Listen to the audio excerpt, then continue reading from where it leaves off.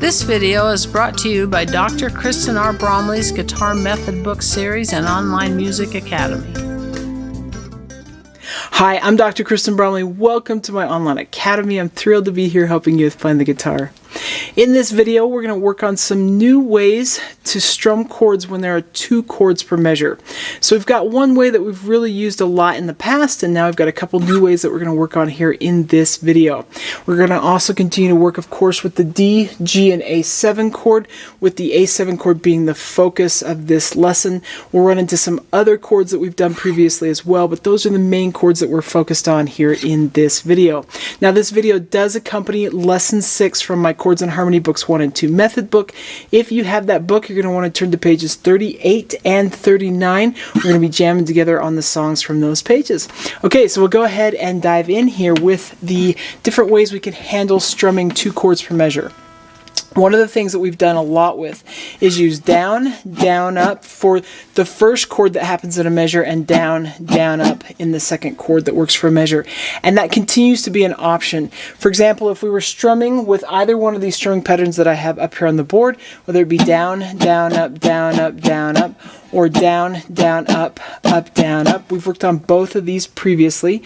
Then we could take the first half of either of those strumming patterns, which is just the down, down, up, and use that for when there are 2 chords per measure. Use it for the first chord and use it again for the second chord. So we've done that a lot. Now we're going to look at some other ways to handle 2 chords per measure, starting with this top strumming pattern. Down, down, up, down, up, down, up.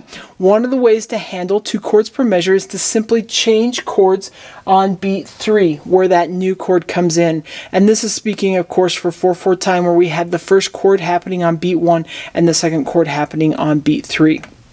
So with our chords up here on the board, if I did the first half of a measure with D, the second half with G, and then did another measure with the first half being A7 and then going back to D for the second half, using that approach where I go down, down, up for the first chord in the measure and down, up for the second chord, it would sound like this. 1, 2, ready, and D, G, A7, slow that demonstration down here, so you'd have 1, 2, ready, and D, G, A7, D, G, A7, D.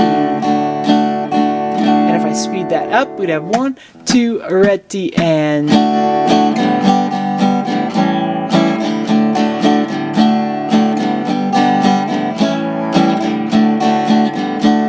a great way to approach it. And as we jam together, which we're going to do here in a minute, we're going to use that approach for the songs on page 38. So for number 8 and 9, we're going to use that for both of those. When there is 1 chord per measure, we'll use the down, down, up, down, up, down, up, just in and of itself. But when there's 2 chords per measure, we'll play that first chord on the first half of that strumming pattern and the second chord on the second half of that strumming pattern. As simple as that. So you'll start with Baa Baa Black Sheep. Now I will mention there with number 9, Buffalo Gals, that one is actually happening in the key of A instead of the key of D, which we're working on mainly here as we work through lesson 6. So it's a little blast to the past from the lesson 5 of the method book. So if you need help finding the A chord, the D chord, and the E7 chord, you can review the materials there in lesson 5 that can help you with that, because we are going to be playing A, D, and E7 as we jam together on that song. Okay, so another way to handle 2 chords per measure. Let's look at it with our newer strumming pattern that we learned just in the last video. Down, down, up, down, up. So what we're going to do with this one is use this strumming pattern when there's 1 chord per measure, but then when there's 2 chords per measure, we'll actually just go back to our down, down, up, down, up, down, up that we were just practicing. So 1 chord per measure, we'd have down, down, up, down, up. 2 chords per measure, we'd have the down, down, up on the first chord, down, up on the second chord. I'm going to demonstrate this here with doing 1 measure of D, then half a measure of G, half a measure of A7, circling back around to that D. So it'd be 1, 2, ready, and I'd have that down, down, up, down, down, down, up, down, up.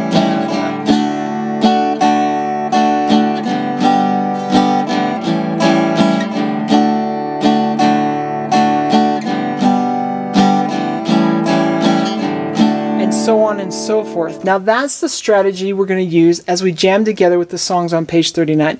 So number 10 and number 11.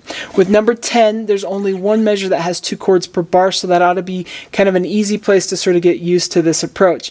And then when we get down to number 11, we're going to have lots of chances to go back and forth. It's a little bit more tricky there with shorten and bread. So when we have 1 chord per measure, down, down, up, up, down, up. When we have 2 chords per measure, we'll go back to this one. With shorten and bread, you do need to watch. There's some places where a chord will happen and then it continues into the first part of the next measure, but a new chord comes in halfway through, and you just kind of need to watch for that. So for example, on the second line there, you have a measure where you have A7 and D, but then you have a whole measure of G, and then in the next measure, so the third measure of that line, you have G for the first half and D for the second half. So you're going to want to watch for some of those spots where that kind of thing happens, and make sure you're using the right strumming pattern, make sure you're switching to the right chord at the right time. That again happens on the third line there, where we have A7 to D, and then D happens for the first half of that second measure, and then we'll have a spot similar on the third line, a couple places on that third line. So you want to watch for that sort of thing. Make sure you're bringing in that new chord at the same time. Make sure that when a chord happens for a whole measure, that you're playing this strumming pattern, and then when it's the first half of the next pattern or the next measure, we're switching to this pattern. Or when a chord comes in the second half of a measure, that we're playing here, and then it still lasts the first half of the next measure, that it's there. So we got a little bit of that happening with shorten and bread. These 4 songs are going to be super fun to jam together on. As I've mentioned in previous videos, you can work on one element at a time. Just work on the strumming pattern, muting those strings, jamming right along with me in the band, or work on making those chord changes happen, or work on just the singing and then start putting 2 of the things together and finally 3. Take advantage of these however works best for you. Each one of them will happen in the jam along section on 2 different tempos, a slower tempo and then a faster tempo. So it's going to be great. Let's go ahead and jam together.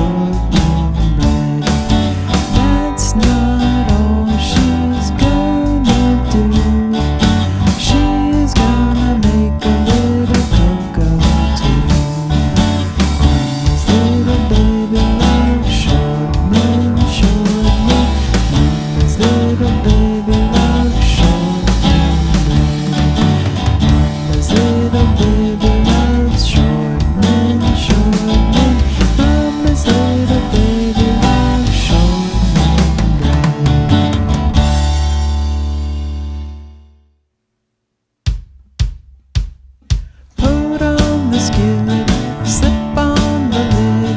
Mama's gonna make a little shortcake bread. That's not all she's gonna do. She's gonna make a little cocoa too. Mama's little baby loves shortcake, shortcake. Mama's little baby loves shortcake bread. Mama's little baby loves shortcake, shortcake. Mama's little baby loves shortcake bread. Okay, awesome. I hope this is super fun for you. Now, with all these new strumming techniques that we've been learning, it can be a great idea to go back and jam along to songs that we've done previously, plugging these new strumming patterns in. That can be a helpful thing, as we've been learning some new strumming patterns that give us some new techniques that are a little bit more advanced than we had when we learned those songs in the first place. As we continue through the lesson series, the next videos that come out will go along with lesson 7 in the chords book, where we'll be working the E chord, the A chord, and learning the new B7 chord, playing a lot in the key of E major. Probably play a little in some other keys as well and have other chords show up, but those will be the main focus of those videos as we're learning some new songs and working the strumming, learning those new chords. So it's going to be great. Let's keep having fun together, and I'll see you again. Thanks for watching this video. If you found it helpful, please hit the like button and subscribe to the channel. And be sure to check out more great content. You can find more information about me and my products at KristenBromley.com. Take care.